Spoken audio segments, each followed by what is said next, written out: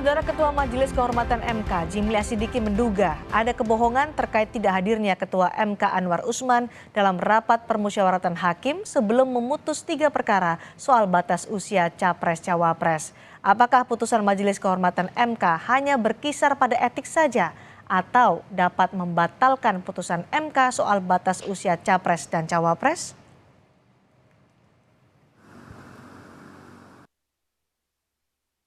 Majelis Kehormatan Mahkamah Konstitusi menyebut mengantongi bukti rekaman kamera pengawas soal kejanggalan pendaftaran gugatan usia peserta Pilpres. Ketua Majelis Kehormatan MK, Jimli Asidiki, bilang video CCTV itu berkaitan dengan proses penarikan permohonan yang kemudian diajukan kembali pemohon Almas Saki Biru. Jimli menambahkan pelanggaran administrasi tersebut jadi salah satu isu yang dipermasalahkan para pelapor. CCTV yang berkaitan dengan penarikan permohonan dan pencabutan dan kemudian diajukan lagi ya. Ya kita periksa apa salahnya di mana, kan belum tentu salah juga. Ya itu bagian dari itu persoalan manajemen registrasi dan persidangan. Jimli Asidiki juga membeberkan isu baru yang muncul setelah memeriksa 3 hakim konstitusi, Saldi Isra, Manahan Sitompul, dan Suhartoyo. Jimli menduga ada kebohongan terkait tidak hadirnya Ketua MK Anwar Usman dalam rapat pemusyawaratan hakim sebelum memutus 3 perkara soal batas usia Capres-Cawapres. Kebohongan, ini hal yang baru. Kebohongan itu maksudnya gini, itu alasan hadir dan tidak hadir di sidang. Satu, ada alasan karena konflik kepentingan, yaitu waktu kasus partai PSI dan beberapa yang ditolak itu. Selanjutnya hadir. Nah, kan waktu itu alasannya kenapa tidak hadir, ada 2 versi. Ada bilang karena menyadari ada konflik kepentingan, tapi ada alasan yang kedua karena sakit. Nah ini kan pasti salah satu benar, dan kalau satu benar berarti satunya tidak benar. Selasa kemarin, Majelis Kehormatan MK memeriksa Ketua MK Anwar Usman. Usai diperiksa, Anwar membantah soal lobi jelang keluarnya putusan MK terkait syarat usia Capres-Cawapres. Anwar menyebut menyerahkan soal jabatannya saat ini kepada Majelis Kehormatan MK. Ya kalau begitu putusannya masa begitu. Oke. Tapi enggak Pak, terkait lobby itu gimana Pak? Enggak ada tuh lobby gimana, orang putusannya dibaca sendiri. Udah baca belum putusan 9? Ya udah. Oke. Poinnya klarifikasinya apa Pak? Iya Pak. Apa? Mundur. Yang mundur dari perkara 9. Yang menentukan jabatan milik Allah, Tuhan Yang Maha Kuasa, ya. Sementara itu hari ini Majelis Kehormatan Mahkamah Konstitusi kembali memeriksa 5 pelapor dugaan pelanggaran etik Hakim MK terkait putusan batas usia Capres dan Cawapres. Majelis Kehormatan MK juga akan memeriksa kembali Ketua MK Anwar Usman Jumat besok. Dugaan pelanggaran etik Hakim MK mencuat setelah MK mengabulkan gugatan soal syarat batas usia Capres-Cawapres. Putusan MK membolehkan Capres atau Cawapres di bawah usia 40 tahun maju Pilpres asalkan pernah atau sedang menjabat sebagai kepala daerah. Putusan ini dianggap menjadi karpet merah bagi putra Presiden Jokowi, Gibran Rakabuming, melenggang ke arena Pilpres. Tim Liputan, Kompas TV. Bagaimana nantinya putusan Majelis Kehormatan MK? Apakah hanya menjatuhkan sanksi etik kepada hakim MK yang terlibat atau putusan MK bisa membatalkan putusan Mahkamah Konstitusi soal batas usia Capres dan Cawapres? Kami bahas bersama Marwarar Siahaan, mantan hakim MK, dan Juanda, pakar hukum tata negara Universitas Bhayangkara Jakarta. Selamat petang Pak Marwarar, Pak Juanda. Selamat petang Mbak Cindy, selamat petang. Terima kasih sudah bergabung di Sapa Indonesia Malam. Pak Marwarar, ini menarik dari yang disampaikan oleh Ketua Majelis Kehormatan Mahkamah Konstitusi, Jimli Asidiki, menemukan ada beberapa kejanggalan. Yang pertama adalah kejanggalan soal penarikan atau proses pendaftaran gugatan batas usia Capres dan Cawapres. Ketika itu didaftarkan, kemudian ditarik dan didaftarkan kembali. Ada CCTV yang dijadikan bukti oleh MK. Pandangan Anda soal kejanggalan ini apakah akan memberatkan atau bagaimana analisanya? Ya, jadi kalau saya kira suatu pendaftaran ada aturannya. Kalau sudah dicabut, halo, bisa didengar. Ya, Mencopotkan baliho dengan alasan estetika. Pak Marwarar. Pendaftaran permohonan sudah dicabut, biasanya itu akan ada suatu ketentuan bahwa tidak bisa dimasukkan kembali. Jadi kalau di dalam hal seperti ini tentu saja akan ada upaya menghilangkan jejak-jejak itu, dan terutama tentunya kalau boleh dihindari catatan-catatan bahwa sudah pernah ditarik. Inilah barangkali yang menjadi kesulitan tersendiri bagi hakim yang memiliki kepentingan untuk dimasukkan kembali permohonan itu, dan biasanya hal seperti ini akan memperdalam keterperosokan ke dalam apa yang dikatakan penonjolan kepentingannya sendiri di dalam perkara itu, di dalam kaitan dengan keluarga. Saya kira ini yang akan semakin memperjelas apa yang terjadi di dalam pelanggaran prinsip independensi dan impartiality tersebut. Saya kira begitu. Baik, jadi untuk proses pendaftaran saja ketika sudah dicabut dan didaftarkan kembali itu sudah mencurigakan dan menguatkan dugaan ada keterlibatan konflik kepentingan, begitu Pak Marwarar yang ingin disampaikan ya? Ya. Baik, Ketua MK Jimli Sidiki juga mengatakan ada dugaan kebohongan yang dilakukan oleh Ketua MK Anwar Usman ketika rapat permusyawaratan hakim. Yang pertama, izinnya adalah tidak ikut karena ada konflik kepentingan, tapi kemudian ada izin sakit. Menurut Anda, inikah kebohongan atau bagaimana?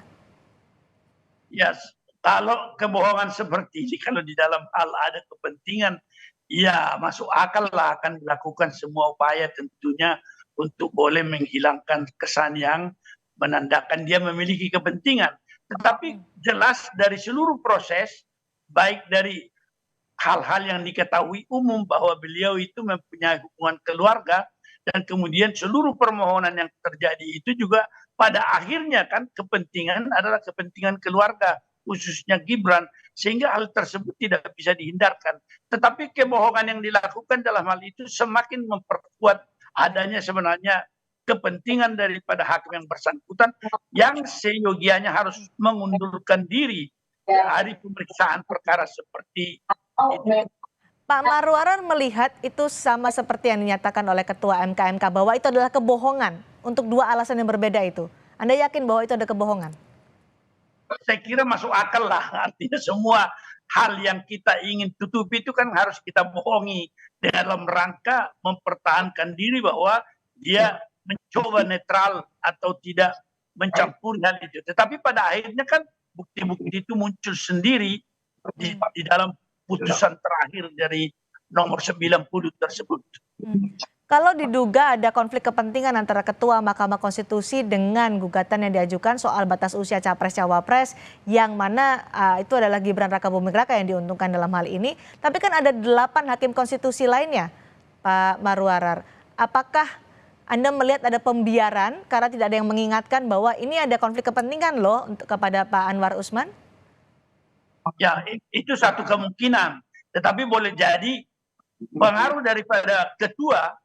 Biasanya kalau dalam kultur peradilan itu, meskipun ketua itu sebenarnya hanya memiliki keistimewaan dalam hal sebagai pemimpin secara administratif, tetapi sama memiliki independensi dan imparsialitas itu, tetapi kultur demokratisasi belum mantap betul di kalangan hakim, terutama di kalangan hakim dari peradilan umum. Karena saya mengetahui bahwa Pak Anwar itu datang dari peradilan umum, di mana pimpinan atau ketua pengadilan itu memiliki suatu privilege tersendiri dan pengaruhnya sangat kuat terhadap anggota-anggota, dan boleh jadi bahwa ada semacam persuasi lah dari ketua itu, dia menginginkan seperti apa dia kemukakan kepada hakim anggota.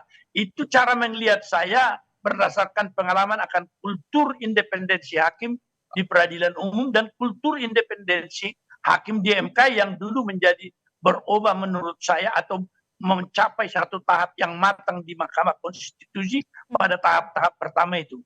Nah, ini saya kira masalah besar yang seharusnya kalau dapat bukti-bukti, karena saya mendengar ada bukti-bukti, ada bisikan dari ketua entah benar entah tidak, ini itu menjadi faktor yang harus dipertimbangkan di dalam hal itu, yang boleh jadi memperberat atau menyebabkan hakim lain yang berada dalam kubu mengabulkan permohonan itu meskipun dengan suatu syarat tertentu, maka itu menjadi suatu hal yang juga mereka mendukung sikap yang tidak imparsial tersebut. Saya kira ini bisa jadi 5 hakim konstitusi yang turut dengan ketua di dalam putusan itu mengabulkan, boleh jadi mereka juga melanggar apa yang dikatakan prinsip imparsialitas dan independensi itu. Demikian pendapat saya.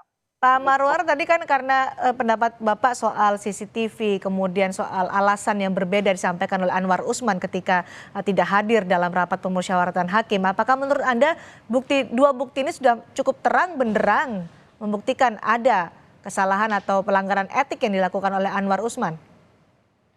Ya tanpa kebohongan seperti itu kan sudah jelas sebenarnya. Kalau bahasa Solo, cetowelo-welo, jelas betul sudah, karena memang pada akhirnya meskipun post factum, ya dia memberi pintu atau jembatannya emas kepada Gibran yang tadinya belum memenuhi syarat.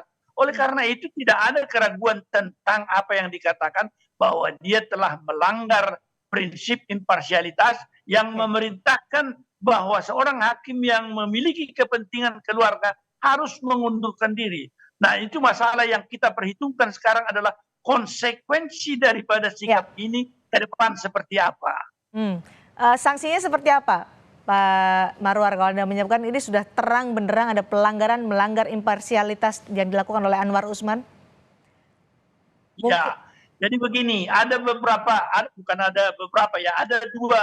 hal yang berbeda di sini, antara ada undang-undang kekuasaan kehakiman yang secara general juga berlaku kepada hakim konstitusi, tetapi ada undang-undang Mahkamah Konstitusi yang secara khusus, kalau kita katakan dia lex spesialisnya, tapi undang-undang kekuasaan kehakiman itu lex generalis. Masalahnya di dalam pasal 17 ayat 5 dan 6 undang-undang kekuasaan kehakiman, kalau hakim seperti Pak Anwar tidak mundur ketika ada kepentingan keluarga di dalam hal situ, di dalam undang-undang kekuasaan kehakiman dikatakan bahwa putusan itu cacat. Sehingga di peradilan umum dikatakan begitu dia cacat harus diperintahkan, diperiksa dan diputus ulang tanpa atau dengan komposisi yang berbeda tanpa kehadiran hakim yang memiliki kepentingan itu. Tetapi di MK persoalannya bahwa sejak diumumkan putusan itu berkekuatan, maka kalau ada suatu analogi seperti itu, hakim MK itu juga yang sudah memutus itu. Siapa yang disuruh untuk memutus lagi memperbaiki? Nah, ini menjadi masalah besar. Misalnya di dalam melihat ini bahwa once atau sekali sudah diumumkan putusan itu di MK, dia final and binding.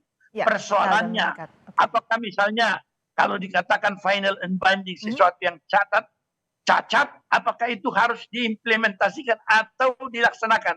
Ini persoalan fokus sekarang yang mungkin ke depan menimbulkan ketidakpastian tentang bagaimana cara memperlakukan ini, bagaimana KPU melihat ini, bagaimana rakyat pemilih yang akan melihat ini, yang sangat berbahaya juga menurut saya dari segi kepastian hukum. Baik, Prof. Juanda, kalau tadi disebutkan oleh Pak Marwar bahwa putusan itu bisa saja cacat ketika nanti sudah terbukti pelanggaran etik dalam sidang etik yang dilakukan oleh Majelis Kehormatan Mahkamah Konstitusi. Apakah aturan itu bisa diimplementasikan jika dinyatakan cacat secara hukum?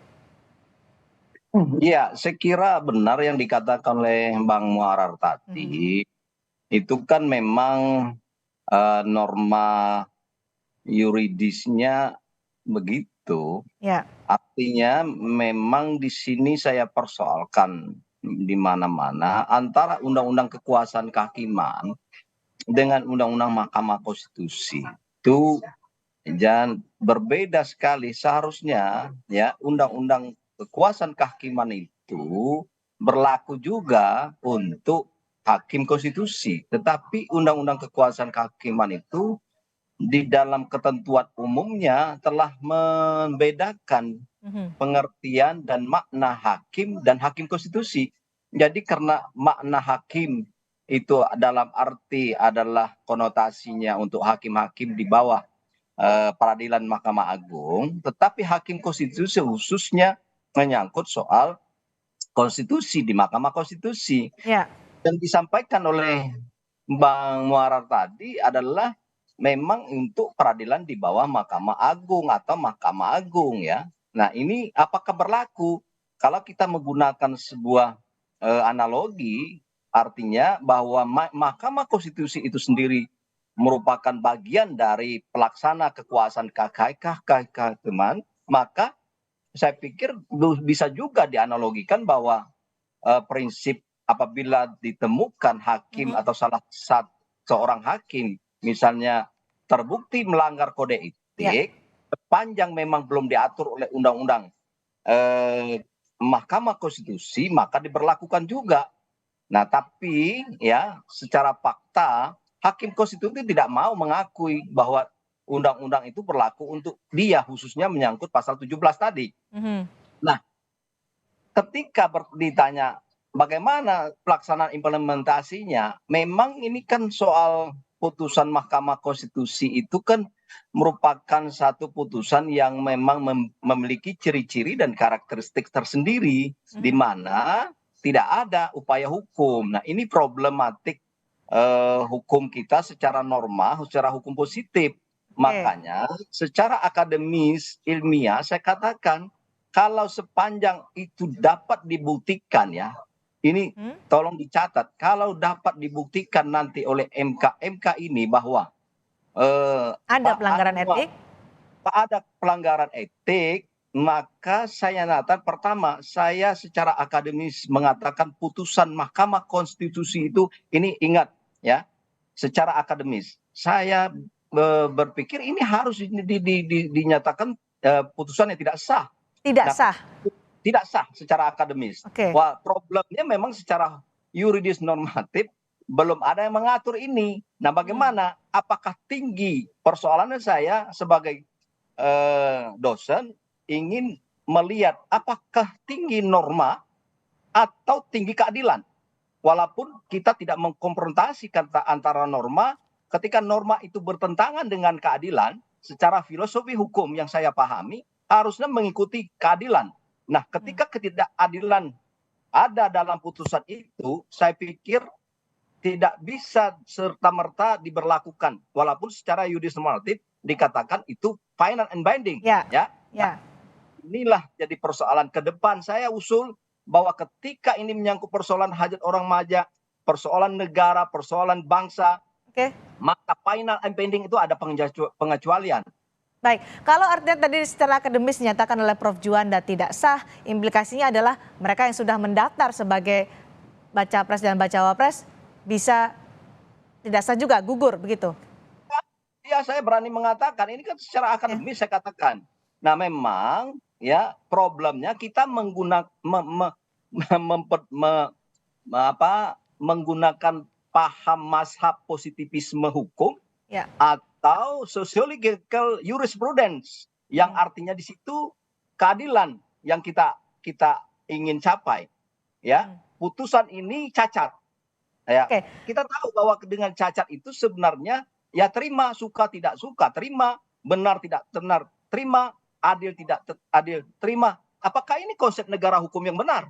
Saya kira ini perlu ya diperbaiki ya, paham-paham seperti ini termasuk norma di Mahkamah Konstitusi itu. Baik, apakah juga tadi seperti yang dinyatakan oleh Pak Marwarar bahwa ini harus disidangkan ulang dengan hakim yang berbeda?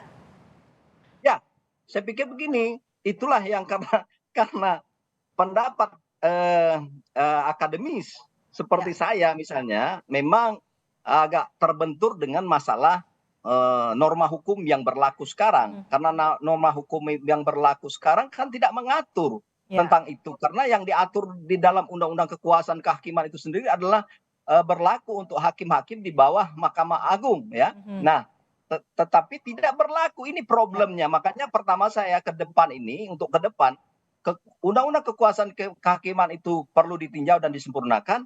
Undang-Undang Mahkamah Konstitusi juga perlu disempurnakan. Dengan catatan apa?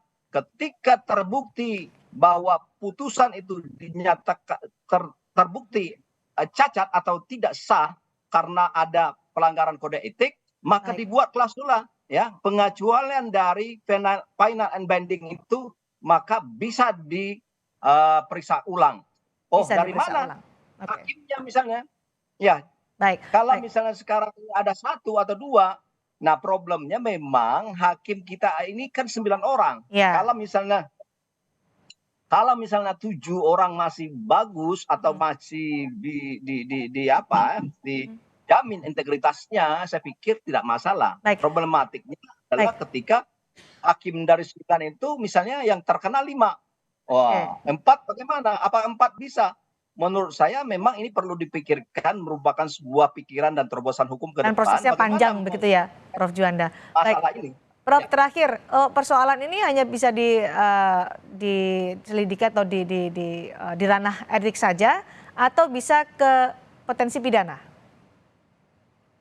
Oh iya, sebenarnya kan sudah diatur itu. Di samping memang MK ini terus terang aja memang terbatas pada soal kode etik, Oke. tidak menyangkut soal ya substansi putusan. Oke. Dan tetapi kalau memang terbukti misalnya ada permainan dari kode etik ini berkembang ke arah pidana, itu lain soal lagi dan ini Baik. bisa diproses hakimnya Baik. secara pidana. Kalau bisa berujung dan berkaitan dengan soal perbuatan-perbuatan pidana, misalnya pemalsuan atau Baik. kebohongan dan segala macam sebagaimana disebutkan oleh Prof. Jimli tadi. Baik, terakhir untuk Pak Marwar juga singkat saja soal potensi apakah ini bisa dikepidana atau bagaimana potensi hukuman terberat dari pelanggaran etik ini jika terbukti. Ya, saya kira begini, kalau disebutkan juga di undang-undang tadi, kekuasaan kehakiman boleh dijatuhkan kalau terbukti ini pelanggaran etiknya, sanksi administrasi dan pidana, tetapi saya belum menemukan ketentuan pidana yang mana yang khusus untuk hal seperti ini. Tetapi kalau bisa sebelum ditutup Mbak ya, ini sebenarnya di dalam dunia Mahkamah Konstitusi di dunia juga bahwa tidak semua putusan yang final and binding dilaksanakan. Ada kadang-kadang perlawanan, ada yang mengabaikan dan lain sebagainya. Terutama kalau yang cacat seperti ini. Persoalannya kalau misalnya KPU yang menjadi alamat juga daripada putusan MK itu mengabaikan, apakah dia bisa dituntut karena dia merasa itu cacat. Ini problem yang akan kita lihat ke depan ini, karena apa yang dikatakan Pak Jimli bahwa tanggal 7 harus diputus, ada kaitannya itu dengan verifikasi syarat dan apakah diberi kesempatan kepada kubu tertentu memperbaiki pasangan calon tertentu atau wakil presidennya yang dicalonkan itu. Saya melihatnya arahnya ke sana yang terjadi, tetapi dasar hukumnya yang menurut saya belum terlihat. Tetapi di dunia ignore, abaikan, ada itu. Baik, tidak ada pernah dipersoalkan seperti itu. DPR kita juga ada beberapa undang-undang yang tidak melaksanakan putusan MK. Apakah itu yang akan terjadi atau KPU menyatakan bahwa akhirnya karena cacat putusan ini Gibran tidak memenuhi syarat dan dia meminta koalisi mereka menggantikan pasangan calon. Saya menduga atau mengantisipasi yang diumumkan oleh Jimli harus tanggal 7 diputuskan ada kaitan dengan itu. Tapi ini kan namanya menduga-duga saja. Kita tunggu nanti bagaimana perkembangannya hingga putusan tanggal 7 November nanti. Terima kasih pandangan yang diberikan kepada kami di Sapa Indonesia Malam hari ini, Pak Marwar Siahaan, dan juga terima kasih Prof. Juanda sudah bergabung di Sapa Indonesia Malam.